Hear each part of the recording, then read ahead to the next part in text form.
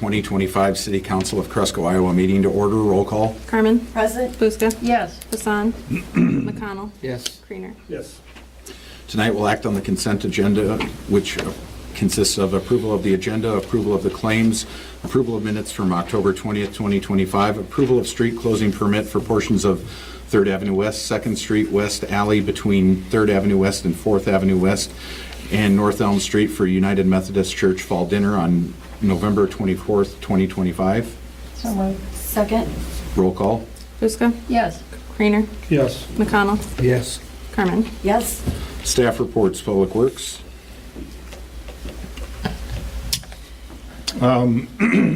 Excuse me. The storm siren out of the Webster Edition got installed, and Bob's Electric got it wired in last week. We'll be testing it this week. I believe that was ordered with this budget year, I think, and ordered, so it got ordered after July 1st, and they came one day and put it in, and Deere's wired it up, and Deere's were able to do a quick test on it, and it makes noise, which is good, so just a matter of getting the rest of the testing done. Where's that at in Webster's, Dave? I'm sorry? Where's that at in It's Webster's? right by our lift station. Okay. Yeah. That was, we talked about other places. Excuse me. And there was electricity right there. We put it different spots we looked at. There was no electricity there, and we could get it there. It was just expensive. Yeah. So that's in place. 12th Avenue up on the north side is complete and open. The guys did some seeding and laid a blanket down in the ditches last week. They'll probably, we talked with the county about that, and they said they have the best luck when they seed in the fall like that, and we'll probably do a little reseeding again in the spring, but should be good to go there. The street shop has all the salt and sand delivery for this winter, so hopefully we don't have to use any of it, but I'm guessing we will. Memert's got the dirt pile out at the airport finally leveled out. There's some debris in there yet from the fire and things like that popped up, so we'll have to go out there and do some cleaning on it. We're also going to be expanding that airport parking lot out there for trucks. It's been pretty full, so we might start working on that this week. The water meter head replacement, we've got an ad in the paper. Anybody's interested in a few hours of work a week, you have until November 7th. And we've had a few applicants come pick some up. We've had a few in already, so that's good. On the meter head replacement, we did reach out just to see what it would cost to hire somebody else, an outside firm to install roughly 1,500 meters. And it came back at just a little over $86,000. I don't think we're at a point where it's an emergency yet, as long as the old computer keeps working, but they figured if they would do it, they'd have it done in about 18 days. Last thing I have is the last curbside yard waste pickup is November 17th.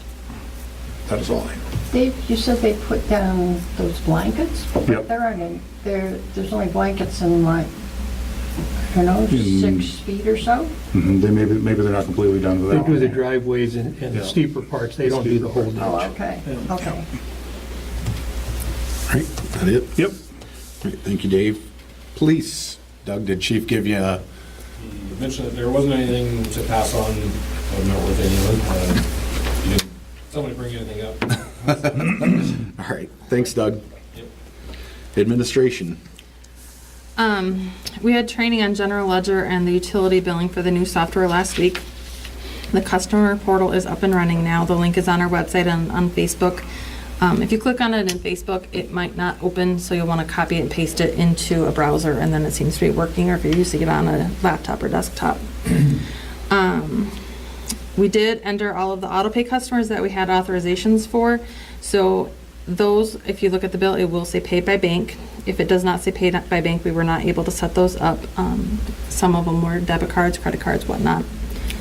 When customers get their bill, the first email will have a PDF in the email showing the bill so they can view it in the system after we close on the 1st. It will show it's pending until it's posted, and then Thursday and Friday will be training the department heads on how to enter and approve their bills. So that PDF is something that you kind of wanted, Amy. So when you get the bill, you'll actually be able to see it and not have to log in. Well, I mean, it took 4 or 5 days for, after, it said your bill is ready, and it was a lie, so. Yeah. Well, now it'll be attached to the email, so. Oh, super.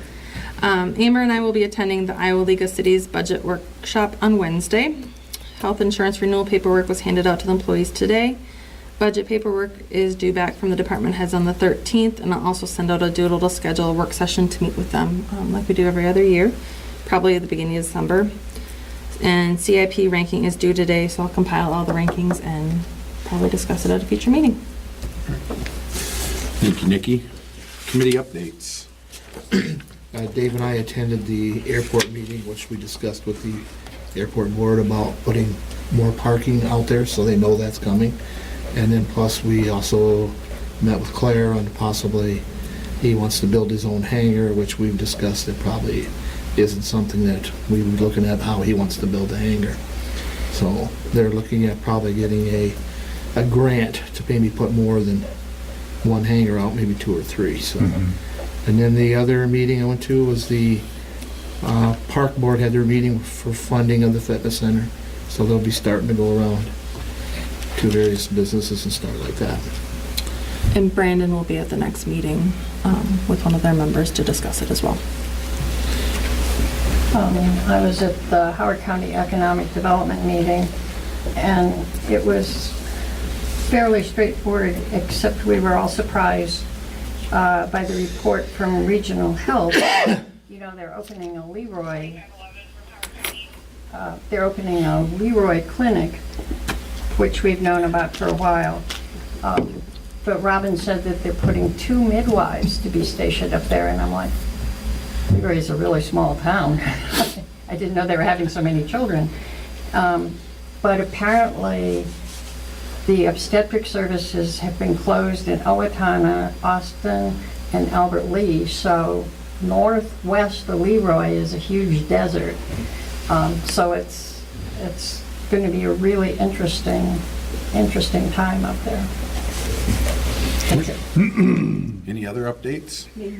I had the chamber meeting last week, and just kind of an update of things that are going to be going on in the next month or so. The annual CIDC banquet is Friday, November 21st. You just need to let the chamber office know if you'd like to attend.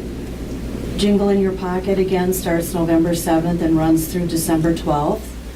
Small Town Christmas in Cresco will be Friday, November 28th, and that's when the Santa Parade is.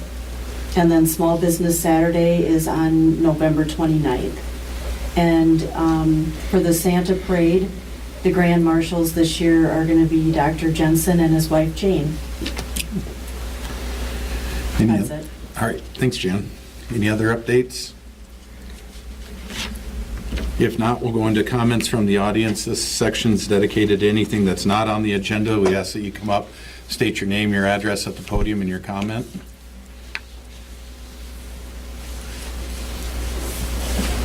My name is Dean Balk, 650 York Street. I want to just thank the city for 2 things out in the Webster Edition out there. First of all, we got the speed limit reduced on 7th Avenue there. David and Nick worked on that. And before that was a 55-mile-an-hour limit because that was in the county. So now it's been reduced to, I think it's 35 and 45. 35 by the driveway. Until it gets out towards Oakland Cemetery, Or which, street. beneficial because we have a lot of people walking out in that area. We have a lot of kids out in that neighborhood. The other thing is I looked out the window about 2 weeks ago and I saw a tall pole sitting across the street from my house, and it had a siren on top of it, and which I really thank you for that also. I know it's a tough situation budgeting some of these things. We're grateful that you were able to get that, budgeted in and put in. And when we moved out there 15 years ago, there were about 11 houses out in that area. There are 40 out in that area right now. So it's expanded, tremendously. And, you guys don't get enough, I was in business for 40 years, you don't get a lot of compliments. You get more complaints than you get compliments. So I thought it'd be only fitting to come in and thank you and compliment you on these things. Because, if one of those 2 things saves a life or saves an injury, it's well worth the cost that, that it costs, that it costs the city or something like that. So, well, thank you very much and keep up the good work. Thank you. Thank Thank you. you. Are there any others? If not, at this time, I'd like to recognize Adam Barnes with the Street Department for 11 years of service. Started on 11/3 of 2014. So, on to new business. Item number 1, Chris Trondle from Upper Explorerland to discuss Northeast Iowa Regional Housing Trust Fund. Good evening, guys. I will have to say I echo what he said. It's nice to come to a city council meeting where the council members are actually active. You guys do an amazing job. I appreciate working with you over here, and I got more I'll give you at the end. So, after last year, you guys already had committed out for the 3 years, but I want to make sure to update you kind of where things are at. You want me to stand here, or do you care where I stand? Yeah, if you stand right there, that'd be great. All right, perfect. Up to 2024, the Regional Housing Trust Fund spent out roughly a little bit short of a couple $100,000. In 2025 alone, with all the programs I've done so far to date, we're sitting at a little over $105,000 just for the city of Cresco alone. So your return on investment is really good. So I do appreciate you guys committing to that very much, because it helps me budget. It helps you guys get a lot of work done here in town. And I tell you what, the homeowners that I helped this year, it was a lot of roofs. I know there's one little old school lady that I helped put a roof on this year. She was the nicest person I think I've met all summer long. But anyways, I really enjoyed Cresco very much this last year. So that's this first sheet, kind of gives you an overview of what it is. The second sheet kind of gives you a little bit more of what I did overall for the region. So this last year so far, and I'm kind of at a hold right now because we also have a home buyer program that I just received. So if you know anybody that's looking to buy their first home, might be a good opportunity. It's $32,000 worth of down payment assistance. That could be a possibility. So I had thrown that out here already. There's a number of people that know that, especially with the banks, but it's always good to get people to know that too. A little bit of a hold being that the government's shut down. I got some environmental stuff that has to go on with these homes and various other things, but we'll get her up and going again and hopefully get something going that way. But this last year, along with the Regional Housing Trust Fund, we had a demo program going on. We had a repair program going on that was U.S. Treasury Department that I had gotten, and then Federal Home Loan Bank. So quite a few different programs, and all of those programs so far have been used in Cresco here, and it's all because of the Housing Trust Fund and you know how you guys go with that. So you can review as much or as little as you like. A little bit of what's going on so far. There's about $2.4 million spent out in the overall amongst all the counties. Cresco alone, like I said, a little over $105,000, which is not too bad. Howard County used a lot this year, which was very good, and I enjoyed it. Met the most interesting people in Howard County. To be quite honest, Chester was one of the ones that threw me out a little bit, but quite interesting. But anyways, I don't know what more to say other than it's been a joy to work over here in Cresco. I get to know a lot of your contractors, a lot of people that live here, and I again will promise to continue to do my best to get it out. But you guys are your best advocates for getting these programs out there, not just as you go about, especially being you know, the city end of it there, the public works. When you guys are out and about, you see a house that's needing some assistance, this is what Old Line does with them. They have their public works, keep an eye out, and then whoever approaches them, however that is. And everybody is using it. 80% of everybody that lives in Northeast Iowa qualifies in these programs. So there's no shame in doing it. I mean, the price of everything is just so expensive anymore. You're not going to spend less than probably $12,000 to $15,000 for a roof right now. Right. And insurance is dropping people left and right. I've been stepping in and helping with that. So I work with the insurance agencies on top. One of the biggest things to notice on the overall, and it really is based upon, the gifts that you guys give and so many others do, is that of the money that is spent out, $2.4 million is a lot, but it's that, it's also the soft costs that come with it too, that direct and indirect.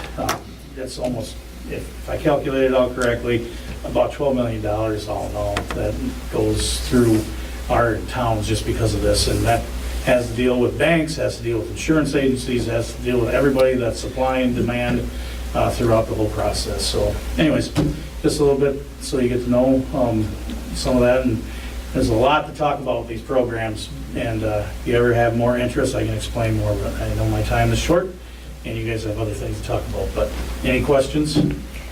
2 questions. First, did you have any trouble finding contractors in Howard County? Howard County is extremely difficult. I do, yes. Yeah, especially general contractors that do carpentry and stuff like that at a reasonable rate.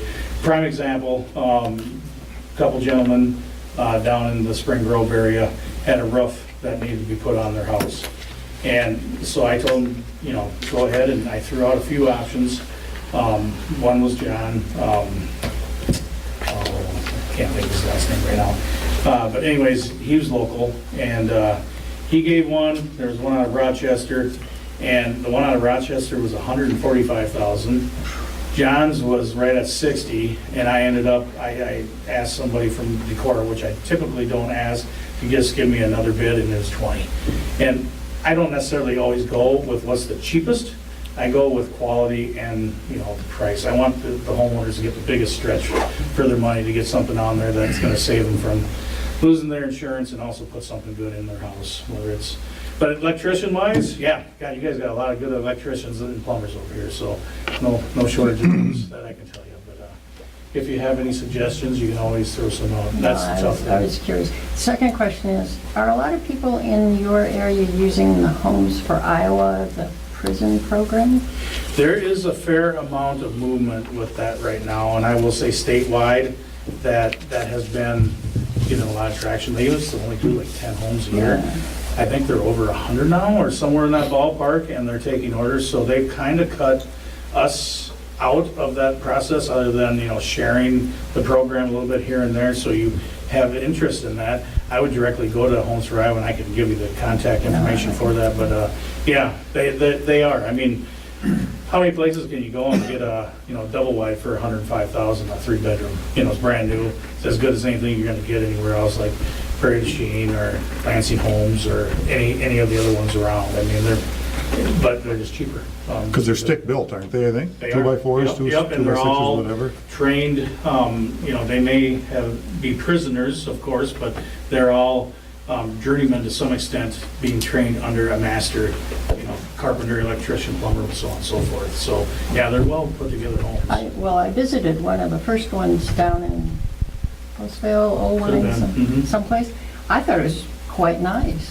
Now I But of will. course, the 105 doesn't include the foundation. It does not. Yeah. It does not. And I visited with Jason a little bit about this, and I said, with like this down payment assistance program I have, and every city's different, but if you were thinking about trying to bring more people into town, because there's nowhere that's got enough housing right now, this would be a great opportunity if you had some lots that were sitting vacant and you had hookups ready there.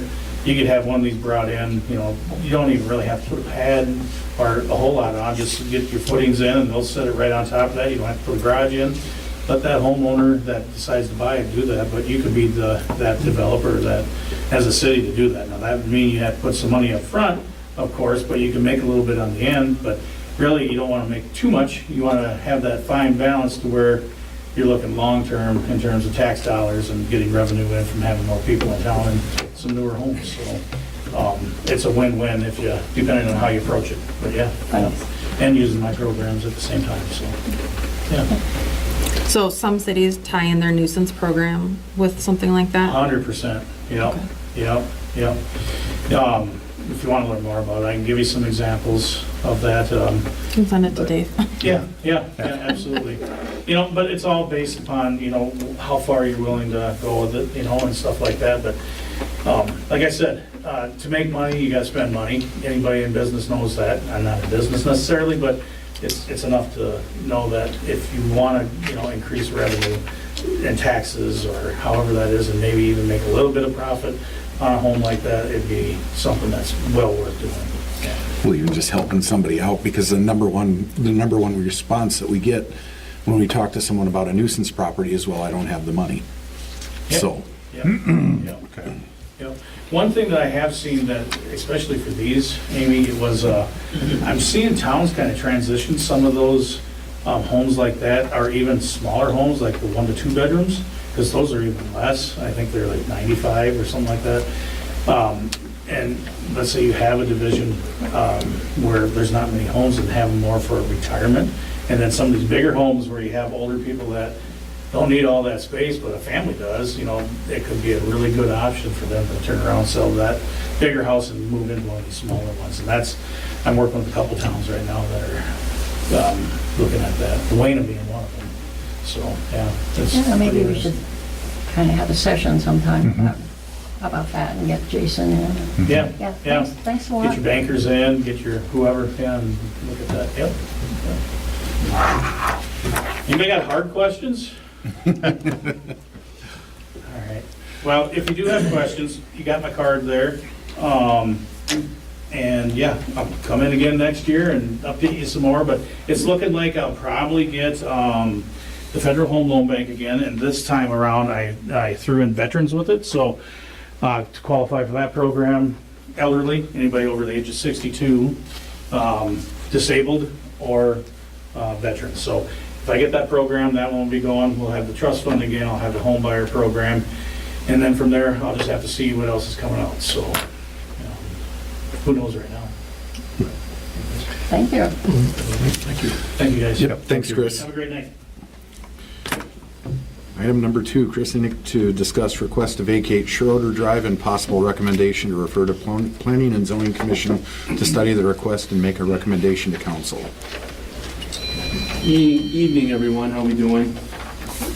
Got a handout for you. So this is basically the floor plan and some different drawings of the work that we're going to do to the school.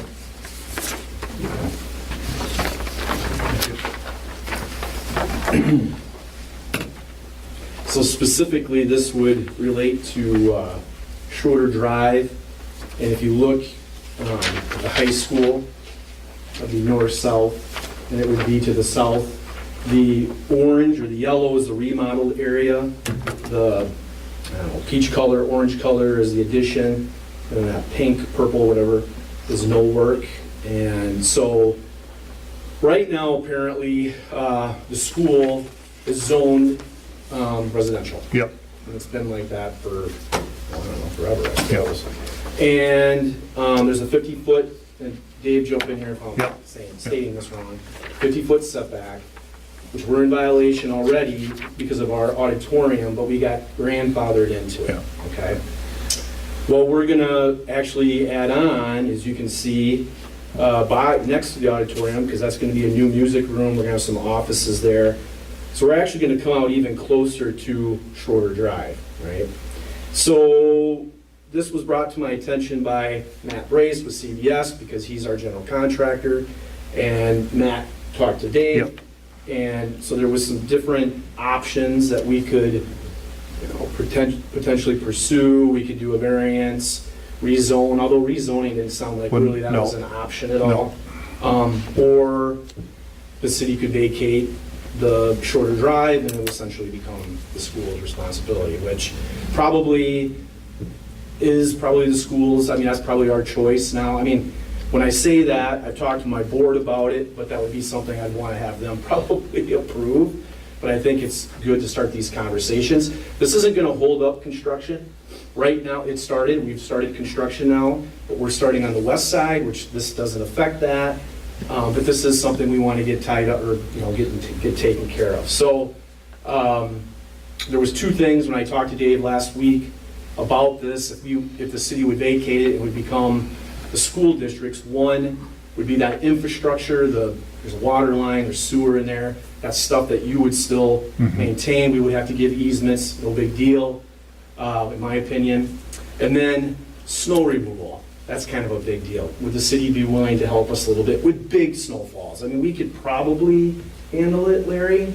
Right now, I mean, we do a loop in front of the elementary middle school, but if we got some significant snow, which we haven't gotten for a while, but we're probably due, we might need some help with that. So, well, that's kind of where we're at.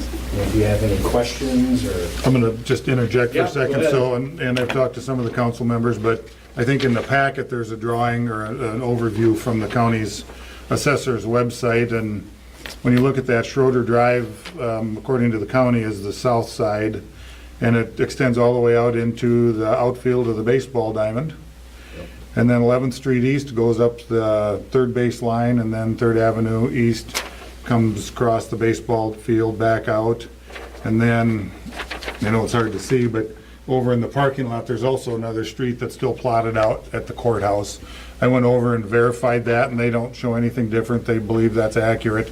So there's some obvious vacating there that needs to happen either way, especially the out in the baseball diamond. But and as far as the snow removal, I guess, do you have an idea how many inches or size of the drifts or anything like that, or? I mean, if we get over 6 in one shot, we're kind of screwed because we're just doing little pickups and plows. Sure. You know, 4 and under, we're sitting pretty good. We can move it. Right. You I guys did clean offer, it. Oh, go ahead. I did offer a new shovel for Larry. Is that still an No. A bigger shovel? Yeah, okay. All You right. guys do any cleaning on Schroeder Drive now, or is it all the city takes care of everything? Yeah, they come in with a maintainer and they take everything in towards the parking lot, and we take care of the parking lot from there on out, so. So if we agree on a total amount of snow, 6 inches being the amount or whatever, you take care of your own sanding and stuff of that nature, so that we make a couple passes and we're out? And- Yep. That's with over 6 inches, right? Yeah. I guess my concern would be, where do you draw the line? I mean, if we're doing it for a private, for the school, We got, Right. it's discussion I know. at this point, so. but, I mean, yeah. But we have some ownership because we got our sewer and water lines there. right. Yeah, there'd be an easement there, and then those private drives, there'd probably be an easement there, you know, too, along the way, so. Well, the other discussion that need to happen would be liability and long-term with Schroeder Drive if we vacated it. Who's responsible for the upkeep of that street per se? Right. You know, that all would be one thing that would have to be discussed and figured out too. Well, if we vacate it, it's there. Yeah. Yeah, I mean, we would own the water main. There's a water main that goes around the loop that's currently Schroeder Drive, and I was talking with our water superintendent, Drew Zahaski, last week about it, and on the south side, closest to the football diamond, is an older main, and there's been some new mains and put in on the east side of the football field, north and south there. So let's say, I don't know, somewhere along the way, we decide we need to put new mains in there, we would just not do that one. We wouldn't need that one anymore. So that would, the one up closest to the high school then, you know, someday, who knows when, that'll have to be replaced, but that's a ways away. I guess in regards to vacating the street, what happens if we run the maintainer through there and dig a big hole or chip off a big block of concrete? Are we paying it for it as a school district paying for it? That Those are things we have to, I mean, obviously, we'd have to have our attorney and your attorney kind of work out those details, but I Yeah. think something like that, we would understand that. I mean, if you're nice enough to come in there and help us out and take out. And it might be Like, for is the there main, like it that? might be Yeah. we might just. Is there lifetime easements for the property owners that would be in this consideration? There's a I couple think you'd have- homeowners. You mean for you? Yeah. I No, think no, there'd for the have to- people that currently have driveways off of Schroeder there. Isn't there 2 of them, I believe? I think there's a couple Yeah, there houses. is a couple, And I- right? yeah. Yeah. Entrance Yeah. and exit. They would have to remain. Yeah, easement there, so. So are you officially requesting it yet then, or do you have to go through the board first to do that, or? Huh? Requesting it. Okay, Check with the boss. all right. you don't want to cross Allison. Okay. So then, any other questions? And I think the thought is, that part of the addition then is maybe a year away before you start on that, or not necessarily? No, I don't think that's a year away. Okay. First of the year. Yeah. Oh, I that would part say, is too? yeah, Okay. So that's Yeah. already starting then. And if you look on the back, folks, the middle picture, that shows you kind of what the new part of the entrance and the auditorium, the new music room, right there. So, and then obviously that shorter drive right out in front there. So is this, Right, so if does it need a resolution? I think they have to, well, he's asked for permission, so Right. Nikki, do we need a So, resolution? no, you would do a motion to refer it to the planning and zoning. They would do all of the, probably work out all the details there, and then eventually would come back and we do a public hearing. yeah, I'll make Make that a motion. recommendation to you guys then? yep. I'll second that.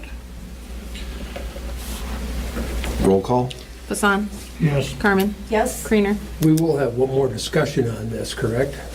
Yep, so it'll go to the planning and zoning for them Will to, we have more discussion before it goes to planning and zoning, or planning and zoning They- then back to us? They would come back to us, so there'd be a public hearing at the planning and zoning meeting. And then, I mean, we're kind of going through some of it tonight for those other properties we vacated, so planning and zoning, and the process is set by state law, it's not something we've dreamt up. The planning and zoning makes recommendations in Iowa, they don't make decisions. So planning and zoning would make a decision, a recommendation, bring it back to the council, and then the council agrees or disagrees. And all costs are associated with this then would go back to the school? Typically, that's Like what we've happens done with in other- vacating, yep, and it's recording fees and, Yes. a little bit of legal and yeah, stuff like that. yeah. There's no surveying that would need to be done here, sometimes there is. Yep. Like when we vacated F Street, that was surveying, so there was extra cost there, but I don't see any here. I'm good, Amy, or Nikki, excuse me. Okay, Buska? Yes. And McConnell? Yes. So I would estimate, we're in November, Thanksgiving, Christmas. I mean, it could be January, February before it's finalized. Yep, yeah. Yep, so the next planning and zoning meeting, then it'd be a good idea to come to that and Okay. tell them what you just told us. So, Okay. yeah, I can do that. yeah, okay. All right. Thanks, folks, appreciate it. Thank you. Thank you. Item number 3, motion to waive building permit fee for the Howard Winship Community School District building project. So moved. Second. Roll call? McConnell? Yes. Hassan? Yes. Carmen? Yes. Creener? Yes. Buska? Yes. Item number 4, resolution approving change order number 4 for the scene shop project for the city of Cresco. And this is, I believe it's another decrease in the total overall cost. So moved. Second? Roll call? Creener? Yes. McConnell? Yes. Buska? Yes. Carmen? Yes. Hassan? Yes. Item number 5, approval of pay request number 6 for $62,867.73 to Dave's Complete Construction for the scene shop project. So moved. Second. Roll call? Carmen? Yes. Buska? Yes. Hassan? Yes. McConnell? Yes. Creener? Yes. One question, how many are left after this, Nikki? I would guess maybe one and then the final. I know they're getting kind of close. I know they're supposed to be done, I think, by the end of December. End of December? Yeah. Okay. If you guys have a chance and everyone's working there, definitely stop in because it's gone really well. It's very impressive on the inside. It might be a good idea when both of these projects are done to schedule a work session and go tour both of them. So, All right. Item number 6, resolution approving change order number 2 for wastewater treatment plant age-related equipment replacement project for the city of Cresco. and this is a decrease too due to the steel allowance. I'll move that we do that. Second. Second. Whichever. Roll call? Buska? Yes. Creener? Yes. McConnell? Yes. Hassan? Yes. Carmen? Yes. Item number 7, approval of pay request number 8 for Blazek Corporation for the wastewater treatment plant age-related equipment replacement project for $76,549.84. And I would guess this is probably going to be the last one before the final for this one. I'll make that motion. I'll second that. Roll call? Hassan? Yes. Carmen? Yes. Creener? Yes. Buska? Yes. McConnell? Yes.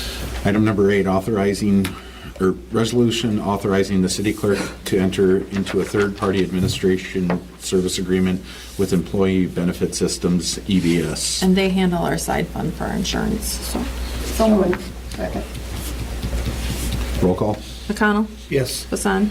Yes. Carmen? Yes. Creener? Yes. Buska? Yes. Item number 9, motion to waive November 13th, 2025 late fees due to conversion for water bills. We had some issues with the water meters, and so the bills didn't get out. I think we mailed them Friday. Usually they are received well before the end of the month. We set up all of the ACHs. We hope we got everybody, but there are some that we didn't have the forms on file, or somebody who had set up credit cards through front desk, and so we're not able to set those up. So we figured it might be a good idea to waive the late fees for this time. I think we're still gonna send the delinquent notices, so hopefully it'll trigger something with somebody to call, oh, hey, you know, why am I getting this when I set up for auto pay? And we can have that conversation. This is for the month of November only. The month of November only, and then in December, it's gonna go back to the normal way where the penalties would be applied on the 13th. I'll make that motion. I would still have them do the shut-off notices because those are all 2 months past due. I'll second that. Roll call. Creener, Yes. McConnell, Yes. Buska, Yes. Carmen, Yes. Hassan. Yes. Item number 10, discuss request and Planning and Zoning Commission recommendation to vacate the alley behind the 200 block of North Elm Street. This is your stuff. Yep. Philmar Furniture?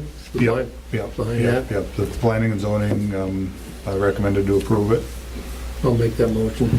I'll second it. Yep. Well, now it's to set the public hearing. Item number 11, set public hearing for vacating a portion of the alley behind the 200 block of North Elm Street. And that'll be November 17th at 5:30. So I have a question. I looked and I thought the new owners of Bill Myers, Teshka's, own where that new building is, but according to the assessor's website, they don't. They bought the property. I don't know how up to date the assessor's Oh, okay. website is. Sometimes it takes a while for them to Yeah. update. Yeah. Thanks. Who made that I motion? did.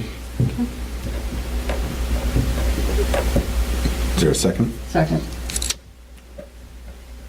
Roll call. Carmen, Yes. Buska, Yes. Hassan, Yes. McConnell, Yes. Creener. Yes. Item number 12, first reading of proposed ordinance number 527, vacating a portion of the alley behind the 200 block of North Elm Street.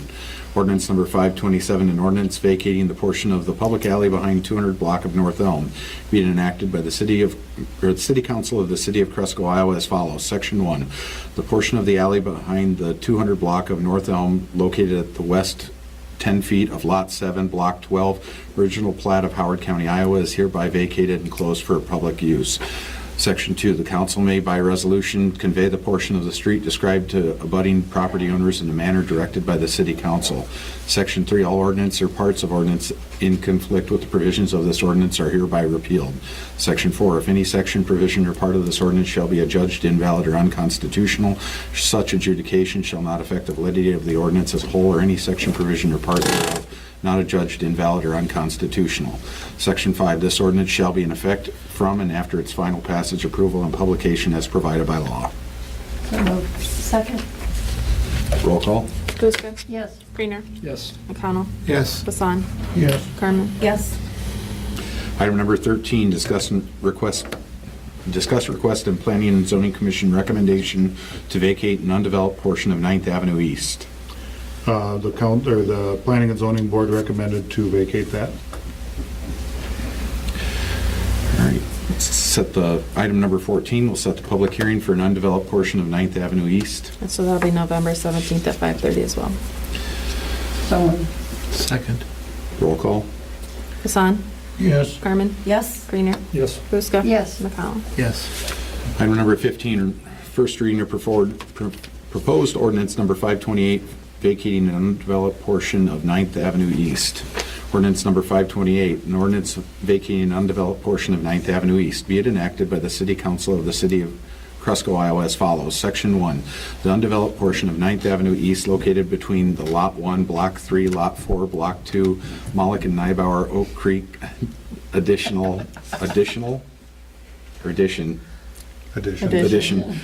to Howard County, Iowa. Section 2, the council may by resolution convey this portion of street described above to abutting property owners in a manner directed by City Hall.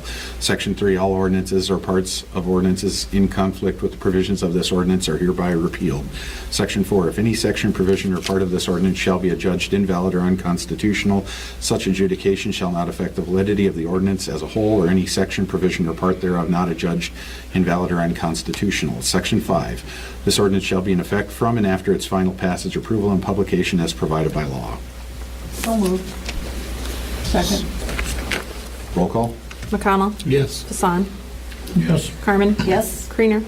Yes. Buska. Yes. Item number 16, discuss request and Planning and Zoning Commission recommendation to vacate an undeveloped portion of 11th Avenue East. The planning and zoning recommended to vacate that as well. Do they have any anti-comments? I don't believe so. Nobody said anything? I believe in the packet I put minutes from their I meeting. read that, yeah. Oh, that's right, I remember, yeah. Well, All right. So, item number 17, select public hearing, or set public hearing for vacating an undeveloped portion of 11th Avenue East. And that was November 17th at 5:30 as well. So moved. Second. Roll call? Creener. Yes. McConnell. Yes. Buska. yes. Carmen. Yes. Hassan. Yes. Item number 18, first reading of proposed ordinance number 529, undeveloped portion of 11th Avenue East. Ordinance number 529, an ordinance vacating an undeveloped portion of 11th Avenue East, be it enacted by the City Council of the City of Cresco, Iowa as follows. Section 1, the undeveloped portion of 11th Avenue East located between Lot 1, Block 4, Lot 3, Block 3, Moloch and Neibauer, Oak Creek addition to Cresco, Iowa, or Cresco, Howard County, Iowa. Section 2, the council may by resolution convey this portion of the street as described above to abutting property owners in a manner directed by the City Council. Section 3, all ordinances or parts of ordinance in conflict with the provisions of this ordinance are hereby repealed. Section 4, if any section, provision, or part of this ordinance shall be adjudged invalid, unconstitutional, such adjudication shall not affect the ability of an ordinance as a whole or any section, provision, or part thereof not adjudged invalid or unconstitutional. Section 5, this ordinance shall be in effect from and after its final passage, approval, and publication as provided by law. So moved. Second. Roll call? Carmen. Yes. Buska. Yes. Hassan. Yes. McConnell. Yes. Creener. Yes. Item 19, discuss amendment to land lease agreement with Alltel Corporation, DBA Verizon Wireless. Verizon Vertical Bridge reached out and they are interested in extending the lease for an additional 25 years. It would keep the tower here until 2069. Seems like a long time. I didn't know if you guys wanted to discuss it. You guys are kind of okay with it. When do they need an answer by? There's no date. No date. A few months back, didn't they give us an option to sort of prepay the lease or something like that? I think they're kind of offering to buy it or something like that. Yeah. Did we turn that down? We did. Okay. So right now it's like a 5-year lease, is that? So it's a 5-year lease and automatically renews for, I believe it's 3 additional terms. So I think it's 20 years right now. And with the 3% increase every Mhm. 5 years or Correct. something like that? Mm-hmm. So why would we want to extend it? I'm not sure. I mean, to me, 2069, a lot could change between now and then. Well, and there's another change in there. There was something about the assignment clause that I thought was rather restrictive. Although I don't know because I'm not a lawyer. Maybe our lawyer would have. I mean, I can Take a look at it. ask him to look at it first. And see what kind of increases and stuff we're, going forward. If that's all figured into that and Like you said, every year does increase automatically, so that would automatically factor into it. But yeah. And with them extending it out that far, I mean, there might be public hearings or anything if you guys are even interested in it. 2069. Mm-hmm. it makes it a lot easier when they sell them to other companies and they've got those leases out there locked in for that period of time. Sure. So I'm sure there's something going on with it, but it would not be a bad idea to have a legal opinion on it. And See, my reaction is kind of different. I think it's a really good, I mean, what are we going to do with the piece of land that's yay by yay practically, other than get money for it? And I'm very happy getting money for it. There's no more room to build on that, is Yeah, there? I mean, I don't think they can do anything Yeah. else with it. But I do think the lawyer should look at it. Doesn't the state of Iowa require if the tower were to go offline that they have to remove it within a certain period of time too? Oh, that's an interesting question for our lawyer. I thought there was something in there that, Decommissioning. yeah, after it's no longer in use, that it's decommissioned and removed. I think in the lease, it says something if they vacate that, they don't have to do anything with the concrete and the footings and everything. I read through it, and they can tear the tower down, go, but they Don't return it to its natural state. No. Well, that could be a clause that you put into the contract if they're going to extend it that far too. You want it back to the original state. That would be something to add. Yeah, I like the idea of having a lawyer look at it, see what he thinks. Okay, I'll send it to Joe to have him look at. And that concludes our agenda. I'll entertain a motion to adjourn. So moved. Second. Roll call. Buska, Yes. Greener, Yes. McConnell, Yes. Hassan, Yes. Carmen. Yes. Meeting adjourned. Thank you, everyone.